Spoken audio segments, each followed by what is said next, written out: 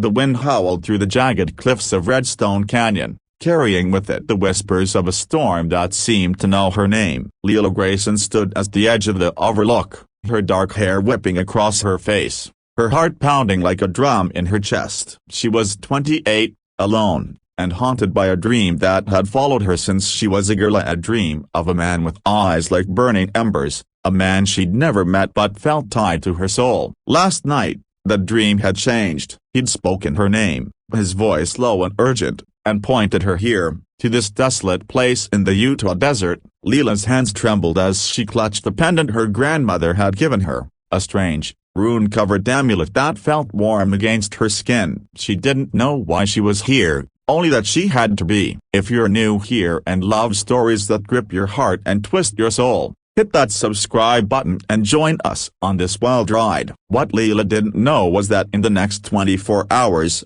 her life would collide with a stranger who would claim her as his own, bound by a sacred law older than time itself. Leela's boots crunched on the rocky path as she descended into the canyon. The air was thick with the scent of sagebrush and something else, yes, something metallic, like blood. She'd grown up in a small Nevada town, raised by her grandmother after her parents died in a car crash when she was 6. Grandma Ruth had filled her head with stories of the old ways, of a hidden people who lived by sacred laws, their lives governed by dreams and omens. Leela had always thought they were just stories, fairy tales to comfort the lonely child. But the dreams had started when she was 10, vivid and unrelenting. A man, tall and shadowed, his face obscured but his presence overwhelming, standing in a circle of fire. Each night, he grew clearer, until last week, when she saw his fascia-sharp jawline, dark hair falling over his forehead, and those eyes, glowing like molten gold. Last night,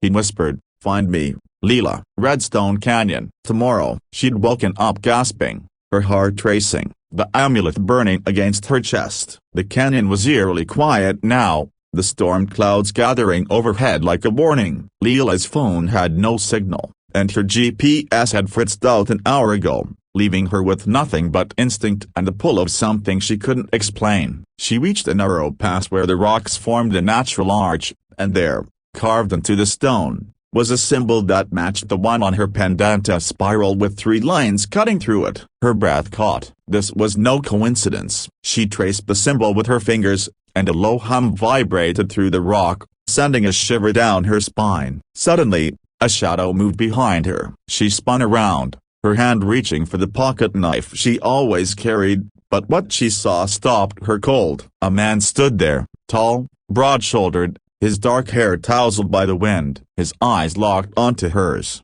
and they were exactly as she'd seen them, burning, intense, alive with something ancient. "Leela," he said, his voice deep and resonant, the same voice from her dream. "You came." Her mouth went dry. "Who are you?"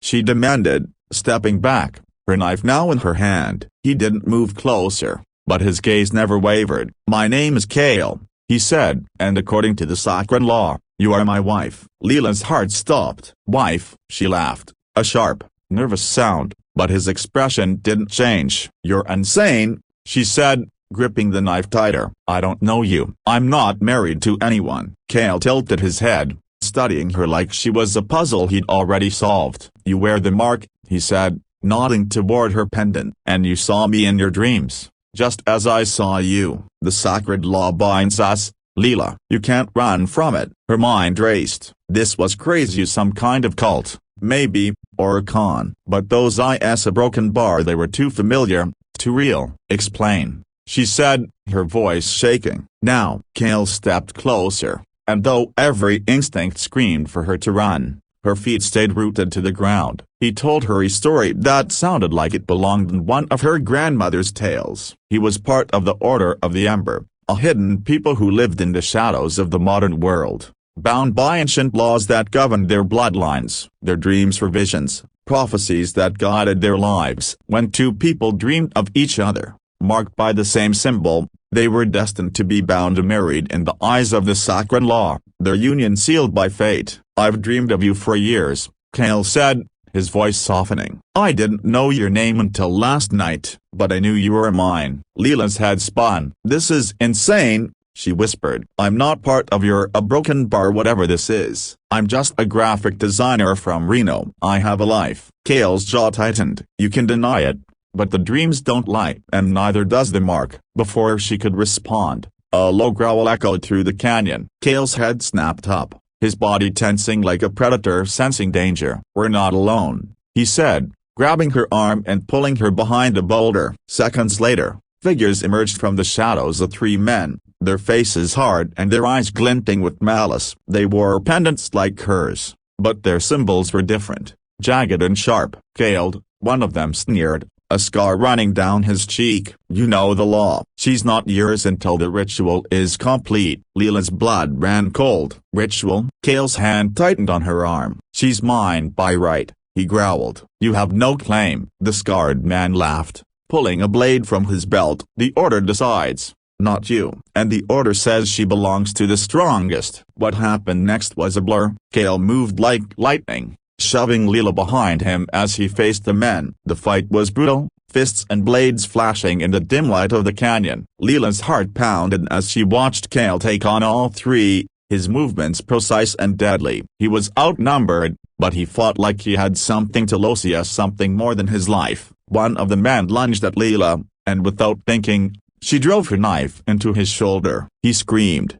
stumbling back, and Kale finished him with a swift blow. The other two fell soon after, blood staining the canyon floor. Kale turned to her, breathing hard, a cut above his eye dripping red. "Are you okay?"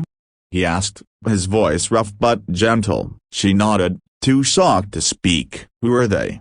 she finally managed. "Rivals," Kale said darkly. "The order is divided. Some believe the sacred law is outdated, that power should decide who claims a marked one like you." Leela's mind reeled. This was too much, too fast, too strange. But as she looked at Kale, his face bruised but unwavering, she felt that pull again, the same one from her dreams. "I don't understand any of this," she said, her voice breaking. "But I'm not some prize to be claimed." Kale's eyes softened. "You're not a prize, Leela. You're my equal. The law binds us, but it's your choice to accept it." He reached out, his fingers brushing the pendant around her neck. "This was your grandmother's, wasn't it? She was one of us. She knew this day would come." Leela's breath hitched. Grandma Ruth had never told her anything about an order, but the stories, the pendant, the dreams, a broken bar, it was starting to make a terrifying kind of sense. They couldn't stay in the canyon. Kale led her to a hidden cave, its entrance concealed by a curtain of vines. Inside, the walls were etched with symbols, glowing faintly in the dark. He lit a small fire, and as they sat, he told her more. The Order of the Ember had existed for centuries, guarding ancient knowledge and protecting the world from forces most people never knew existed. The dreams were a gift, a way to find their destined partners, but they were also a burden. Not everyone honored the sacred law. Some, like the men in the canyon, sought to twist it for their own gain. Leela listened, her fear giving way to curiosity. "Why me?" she asked. "I'm nobody." Kale shook his head. "You're marked, Leela. Your blood carries the old power. That's why you dream. That's why I found you." As night fell, the storm broke, rain pounding the canyon outside. Leela's mind was a storm of its own. She didn't want to believe any of this, but the evidence was undeniably the pendant, the dreams, the attack. And Kale, a broken bar, he was a stranger, yet she felt like she'd known him forever. "What happens now?" she asked. Kale's gaze was steady. "The ritual. It seals the bond. Without it, others will keep coming for you. But it has to be your choice." Leela's heart pounded. "And if I say no?" Kale's jaw clenched, but he nodded. "Then I'll protect you until you're safe." "But the dreams won't stop. Neither will the pull." She looked into his eyes, those burning embers, and felt something shift inside her. Fear, yes, but also something deeper, something that felt like home. The next morning, they set out for the Order's stronghold, a hidden sanctuary deep in the desert. The journey was treacherous, with more of the rival faction tracking them. Leela proved herself more than once, using her wits and her knife to help Kale fend off attackers. Each fight brought them closer, their trust growing despite the chaos. By the time they reached the stronghold, Leela was no longer the scared woman from the canyon. She was something more, fiercer, stronger, ready to face whatever came next. The stronghold was a sprawling complex carved into a mesa, its halls lit by torches that flickered with unnatural light. The elders of the order greeted them, their faces stern but reverent. They explained the ritual, a ceremony under the stars, where Leela and Kale would pledge themselves to each other, their bond sealed by the sacred law. If she refused, she'd be free, but the dreams would haunt her forever, and rivals would never stop hunting her. Leela stood before the elders, her heart torn. She thought of her life in Renoa, her small apartment, her graphic design job, her quiet, predictable days. Then she thought of the dreams, of Kale's eyes, of the fire in her blood that had woken the moment she met him. She looked at him now, standing beside her, his presence steady and unshakable. "I choose him," she said, her voice clear. The elders nodded, and the ritual began. Under a sky ablaze with stars, Leela and Kale stood in a circle of fire, their hands joined, their vows spoken in a language older than the desert itself. When it was over, the pull in her chest settled, replaced by a warmth that felt like certainty. Kale pulled her close, his lips brushing her forehead. "You're mine," he whispered, "and I'm yours." But the story wasn't over. The rival faction hadn't given up. As Leela and Kale left the stronghold, they were ambushed. The scarred man from the canyon was back, leading a larger group, their eyes wild with greed and rage. This time, Leela fought alongside Kale, her fear transformed into fury. She wasn't just fighting for survival, she was fighting for her choice, her bond, her future. The battle was fierce, the desert lit by flashes of steel and fire. In the end, Leela faced the scarred man alone, her knife against his blade. "You can't have me," she said, her voice steady. "I've chosen." With the final, desperate lunge, she disarmed him, and Kale finished the fight. The rivals fled, their power broken. As dawn broke over the desert, Leela and Kale stood together,